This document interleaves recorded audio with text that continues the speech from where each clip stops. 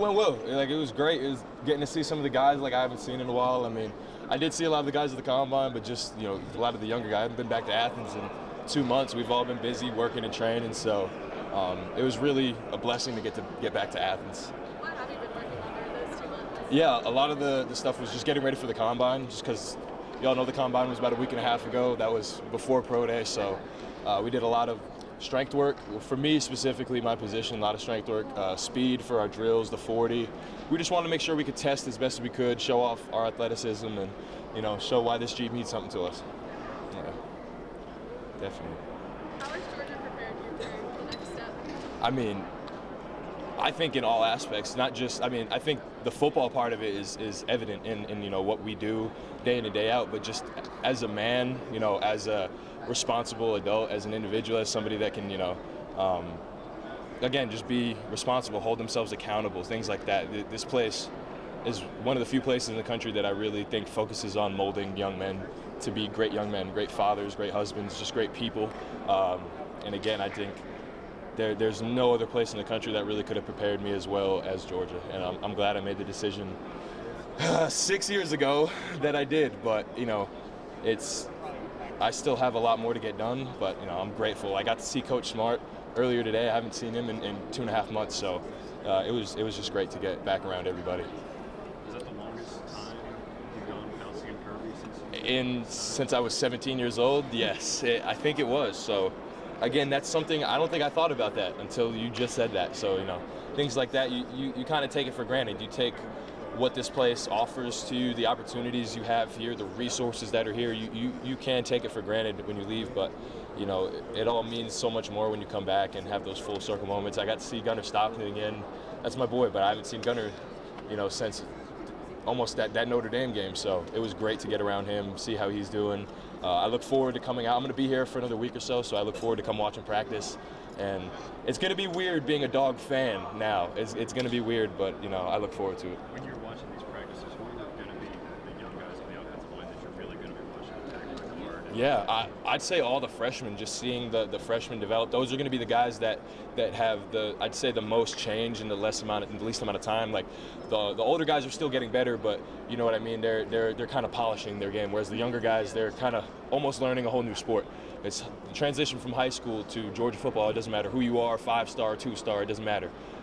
It's a huge jump. I came from, like you guys know, I came from Rhode Island. It's a little bit different. It was an adjustment, but everybody grows at different paces. But I look forward to seeing Monroe. You know, he's a great talent. Ernest, he's my roommate. I look forward to Ernest. Drew Bobo at center, seeing what he can do. Is just all the guys in that room, man. They're all special in their own ways.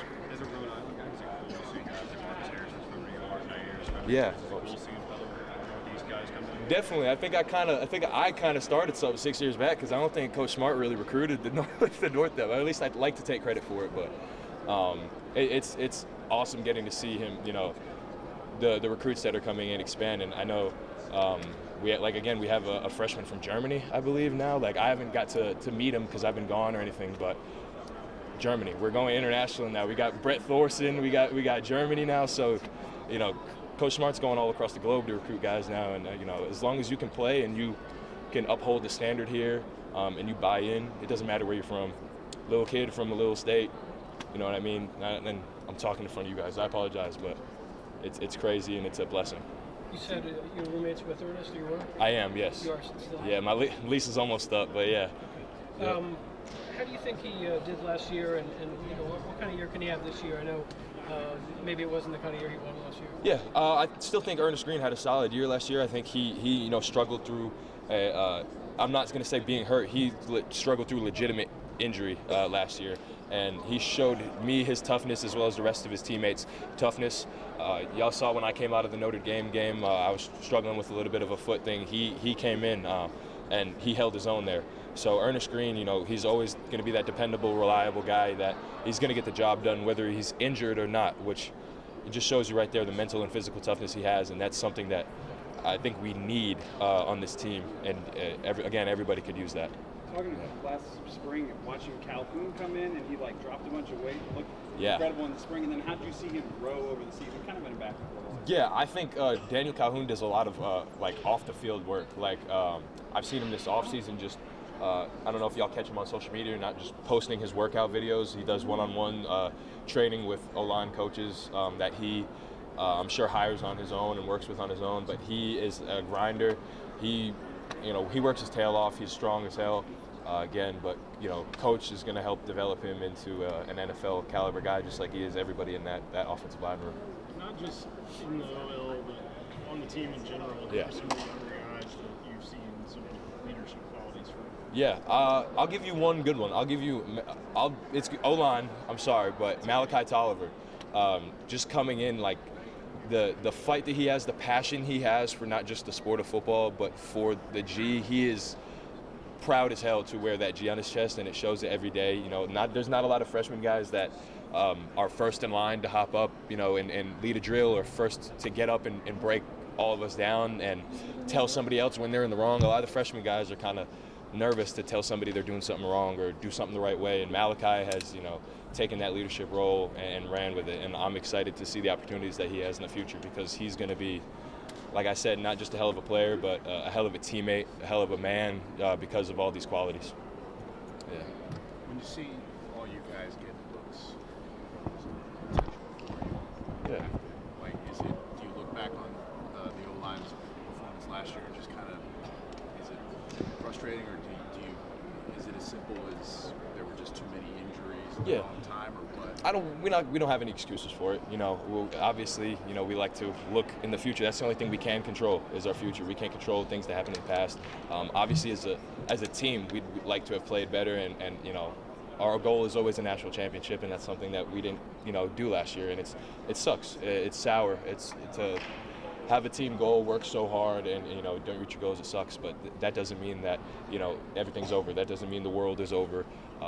And that's just an opportunity for these guys to have a chip on their shoulder going into the season, being doubted, being told they're overrated, being whatever it may be. Playing with that chip on your shoulder is a huge leg up against any competition. So since there might be some of that going on, like the squeaky wheel gets greased too, like the O-line's going to be maybe more motivated. I hope so, and if it's my responsibility as a old guy and a fan at that point to getting these kids, I've been around here 6 years. I know the standard here. I've been here for the 2 national championships. I've been here for the losses. I've been here when we lost. The last time we lost at home was South Carolina 2019, my freshman year, and I'm one of the few guys, if only me and Dan Jackson, that has ever lost a game here at home. So. Not saying it means that much more to us, Dan and I, but we've seen it come and go. We've seen a whole lot. So if I can instill whatever knowledge that I know, or how important that G is to not just the team, but to the people watching at home, the people that are overseas in our military watching it, that have been here, the people that can't afford to be at our games, that have to watch it on TV, whoever it may be, I'm going to get that through their head. You mentioned him. Last question. You mentioned him. What impact did Dan Jackson leave on this program? Man, yeah, one of the best leaders I've ever seen around this place, and I'd say just the underdog story, like coming as a walk-on, sixth year like myself. I know how difficult it is to be the sixth year, have the grandpa jokes and the uncle jokes, and it's fun in games, but that just shows you how much it means to him that he would come back over and over and over, and he would keep playing when everybody around him is making, maybe NIL money, and maybe he's not at first. He's walking. He's got to pay his way through school. I just hope that people understand how much more it might mean to somebody like that, who's doing this for free. They're actually paying to do it. They're not doing it for free. Like, they're paying. Everybody else is getting paid, and they're paying. So Dan Jackson's just been one of my best friends, one of my best teammates I've ever had, and one of the best leaders I've ever seen come through this program. And it was unfortunate he didn't get his combine invite, because I really think he deserved to be there, and I really wanted him to be there with us. But I think he showed the country, I think he showed all 32 teams what the hell he can do on the field today, and his film speaks for itself. Thank you. I appreciate you guys. Thank you.